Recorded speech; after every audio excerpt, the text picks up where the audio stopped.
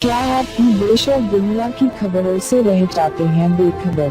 तो सब्सक्राइब कर लीजिए हमारे HT न्यूज चैनल को और बेल आइकॉन को दबाना मत भूलिएगा।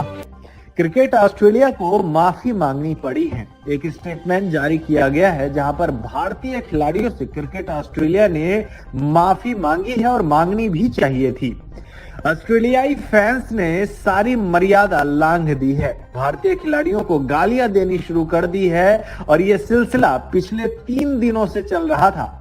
मैच के तीसरे दिन मोहम्मद सिराज और जसप्रीत बुमराह ने मैच रेफरी से शिकायत भी की थी, जिसके बाद चीजों को संज्ञान में लिया गया। सिराज ने चौथे दिन पुलिस को उस जगह के बारे में बताया जहां से आवाजें आई थी।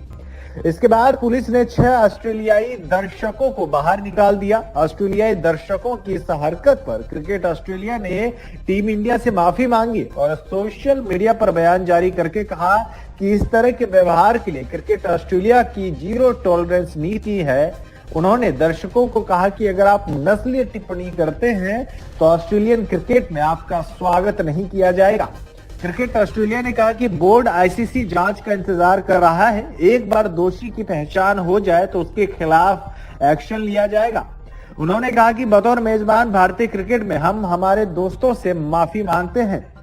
आपको बता दें, सिडनी मॉर्निंग हेराल्ड की अखबार के अनुसार NSW और ICC के साथ सिडनी क्रिकेट ग्राउंड के ग्राउंड ऑपरेटर्स भी दोषियों को पकड़ने के लिए काम कर रहे हैं। ग्राउंड में 800 से ज्यादा कैमरे लगे हैं और कोरोना वायरस के कारण अथॉरिटी के पास मैच देखने के लिए आए 10,075 दर्शकों की जानकारी है। हालांकि इस घटना के बाद ऑस्ट्रेलियाई कोच ने अपने ही देश के फैंस को लताड़ा है।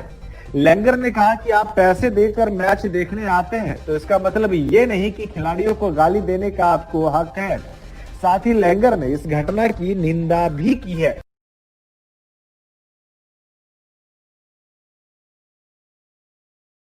क्या आप देश और दुनिया की खबरों से रह जाते हैं बेखबर?